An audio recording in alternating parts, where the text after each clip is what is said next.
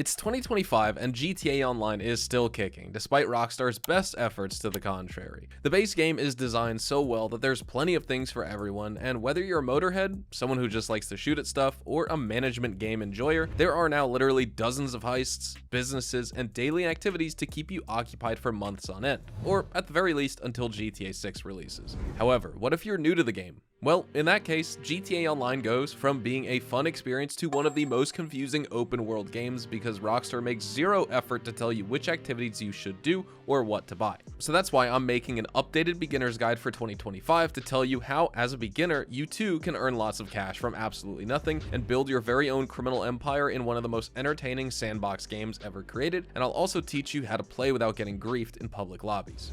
Since it's 2025, we no longer have to sit through a tutorial where Lamar picks us up at the airport and walks us through the basics. Instead, now you get a streamlined career builder and $4 million worth of starter cash right after creating your character. This upgrade is free for anyone who previously had the legacy version on PC, and if you've already had a character created over there, all that progress will carry over here as well. But if you do create a new character, make sure to go with either the bunker or the nightclub as your very first business. Now personally, I recommend the bunker as the nightclub requires you to own a few other businesses for the max payout through its warehouse section, but the bunker is also good to go right from the start, and it's going to generate the max amount of money that it can in the background while you do other tasks. As for the location, go with Chumash. Farmhouse would be better as it's closer to the city, but unfortunately we don't get that option in the career builder as a choice, so Chumash it is for now. And also you should go with the upgrade pack A, which will give you a personal quarters plus equipment upgrades so product is generated much faster. One thing you must do when you buy any business is check if it allows you to install a personal quarters. This is going to come in handy whenever you want to fast travel to that business because you can simply open the options menu, change your spawn location to that business if you have a personal quarters installed, and join a new lobby to skip the driving and spawn right inside of the business itself. This is a massive time saver and it will easily take 15 to 20 minutes off your daily grind, if not more. That 15 to 20 minutes you can spend doing interesting stuff like photographing cows or skydiving or stealing money from rival gangs or raiding high security bad guys from facilities instead of just measly driving around in your starter vehicle. But back to the career builder. Once you've selected upgrade pack A, you have two more choices to make before Rockstar throws you into the chaotic world of GTA Online. And you must first choose wisely here as these all have a big impact on your experience for at least the next few days. First, you need a vehicle, and for this you're given a bunch of sleek supercars, but you should select either the Armored Kuruma or the Grotti Turismo Classic. I'd personally recommend the Kuruma to brand new players because it's a better all-rounder and it's completely impervious to bullets from all directions while also allowing you to see a crew of 4. But if you're more fascinated by the racing scene in GTA Online and just want to go really fast, do time trials, all that kind of stuff, the Turismo Classic costs about the same and it will be a better choice for you. It also supports HSW upgrades and it's one of the best cheap HSW cars in the game, so you can't really go wrong with either choice, but I'd personally just take the Kuruma for the protection during heists and contact missions. Finally, you'll need some weapons, and from the career builder, you'll want to take a homing launcher, special carbine, mini SMG, marksman rifle, and some proximity mines. Later on though, you definitely should purchase a combat MG as well as a heavy sniper once you have some starter cash. Heavy sniper for those aerial threats and long distance takedowns, combat MG for pretty much everything else on the ground. Now that you have your first business, vehicle, and starter weapons, let's talk about your daily activities and how you'll make money at the early stage of the game. You have 3 big money makers: the Cluck and Bell Farm Raid, the Los Santos Drug Wars DLC missions, as well as Junk Energy time trials. You don't need to own any properties, although I recommend buying an agency as your first business, and you'll understand why once we make our first $1 million. Which shouldn't be too hard since we're getting $500K an hour just from Cluck and Bell, and a further $150,000 from doing all 10 Junk Energy skydives. If you do the Junk Energy bicycle time trial, that's another $50,000 in your pocket. If you went with the Armored Kuruma in the career builder, grab yourself a Batty 801RR for $15,000. And that will help you complete the regular time trials super easily for an additional $100,000 every week. These are on that weekly cooldown though, so if you beat the part-time, you can't make that $100,000 again until the next real-life week, but that's fine because we have plenty more daily activities to keep us busy, like the Wildlife Photography Challenge, which you'll find right here at the Los Santos tourist board, and all you have to do is check which 3 animals are listed. Then you open up the GTA Online interactive map at gtaweb.eu and drive to the spawn zones for each one, take 3 photos, and you'll get $20,000 each for the first 2 and a $60,000 bonus for the last photo. That's $100,000 just for pulling out your phone and snapping some photos. And while you're out and about driving around, you'll also come across G's caches. Find the beeping package and you'll get $15,000 to $20,000 plus a free refill of ammo and snacks. You also have daily stash houses that are marked by these purple icons with a crosshair in the middle. Break in, kill 5 guards, and find the safe code to get your reward. This will either be $30,000 as a cash bonus or a free resupply for a random business that you own. The key to doing these daily activities is cycling between them efficiently so we can reach our first $10 million as fast as possible. Of course, don't fixate on any single task. So for example, once you're done with the Cluckenbell farm raid, you will have a 1-hour cooldown. During that time, you can head over to Ace Liquors in Sandy Shores. If you've ever received a phone call from Ron in free mode, there should be an R icon marked on your map, and once you get there, you'll be introduced to Dax and the Fooligans, a drug gang who sells all kinds of funny illegal stuff, but first you have to help them deal with a rival biker gang, the Lost MC, and once that's done, you're set to play the next mission. Keep doing these while your Cluckenbell comes off cooldown, maybe throw in a few other activities like the time trials and wildlife photography challenges, or maybe even a few races of your own if you bought the Grotti Turismo Classic instead of the Armored Kuruma. Then go back and do another Cluckenbell farm raid. Or you can do other contact missions as well. These are the ones that you do for various contacts on your cell phone. People keep calling you all the time. Not all of them have worthwhile work, but you should at least try each one once before moving on because there's only one first playthrough of GTA Online, and right now we're trying to have fun instead of min-maxing absolutely everything, which would just make the game boring right away for you.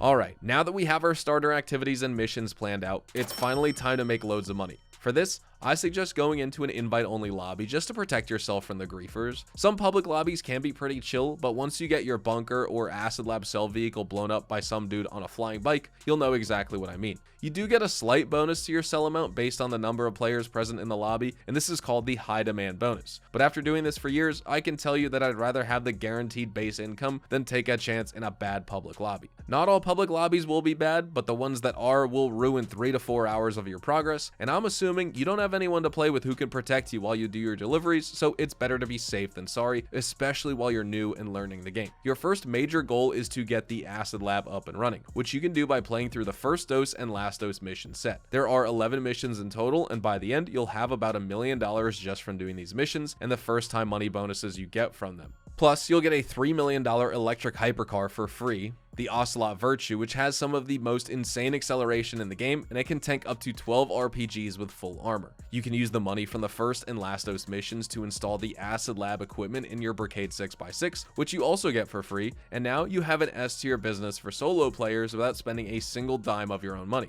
Pretty cool, right?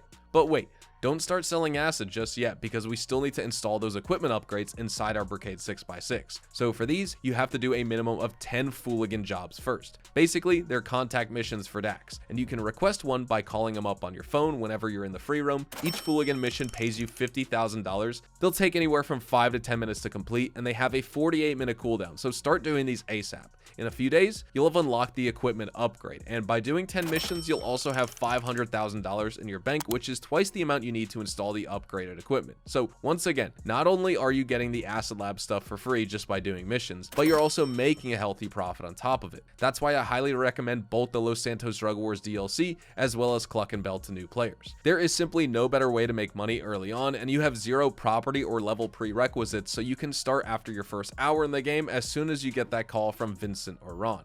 Oh, and here's a really cool bonus as well.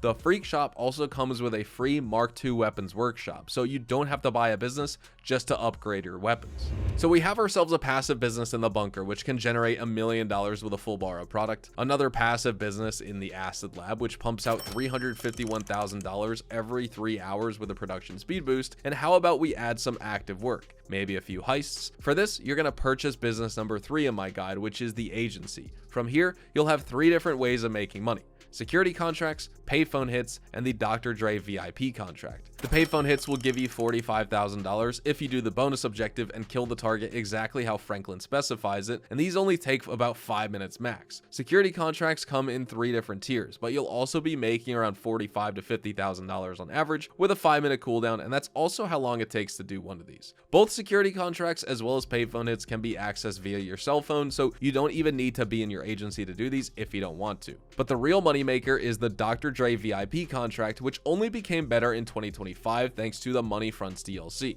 Now you can skip those really annoying cutscenes which used to take up a good 12 minutes of your time, and you can earn $1 million guaranteed in just over 1 hour. Maybe even less if you have an Oppressor Mark II or a Sparrow and you start learning the missions inside and out. Then, once you have your agency, you also unlock the exclusive perks like the Amani Tech Vehicle Workshop, which allows you to install a missile lock-on jammer. This is the stage at which you feel more comfortable engaging in public lobbies since you finally have your core anti-griefer tools ready. And for our next business, we'll go with the Kasaka Submarine. Yes, it's technically a vehicle, but it does unlock the Cayo Perico Heist, which is the most time-efficient money-making method in the entire game, and people have made hundreds of millions of dollars just by combining Cayo with Dr. Dre, so you should grab yourself a Kasaka as well as a Sparrow helicopter as well, because it's going to be way better than any car or bike for money grinding. The Sparrow is the fastest helicopter in the game with a top speed above 168 miles an hour, and it will speed up your Cayo prep significantly here. Then, if you want to optimize your grind, do a Cayo run first. This does have a 2-hour and 24-minute cooldown if you're solo.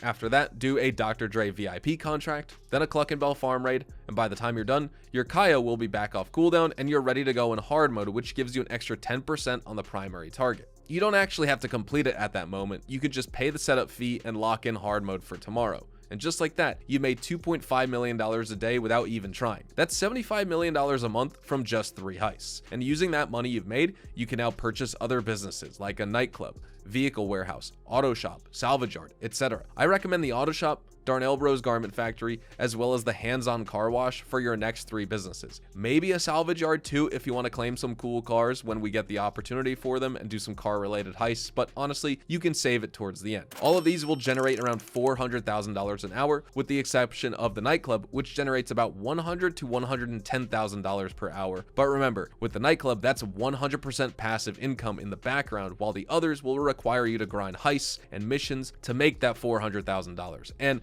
I don't really like grinding any one business, so I usually do an auto shop contract like Union Depository or the ECU job or the prison break. Then I do a vehicle heist for my salvage yard, maybe a vehicle delivery for a client in the auto shop. Then I'll source a few vehicles for my vehicle warehouse and sell those, and so on. When it comes to this game, just mix and match different types of content and you'll keep things interesting. And before you know it, you'll have $100 million in your bank account, which is more than enough to buy every single business as well as a bunch of cool vehicles. If you're serious about grinding, I also recommend an Oppressor Mark II. It may have earned a bad rep due to griefers, but for grinders, this is still the single best weapon and vehicle inside of the game, alongside the Sparrow helicopter. I hope this guide was helpful to you new players out there. Now get out there, get filthy rich, and don't forget, have fun while doing it. Thank you so much for watching today's video. Make sure to drop a like on it if you guys enjoyed and you found the information helpful. Subscribe to the channel if you guys are new and you want to see more GTA Online content like this. And as always, make sure to check me out over on Twitch, Twitter, and Instagram, specifically twitch.tv/hazardoushdtv for daily GTA Online money grinding live streams. With that being said, I will see you guys in the next GTA 5 online video.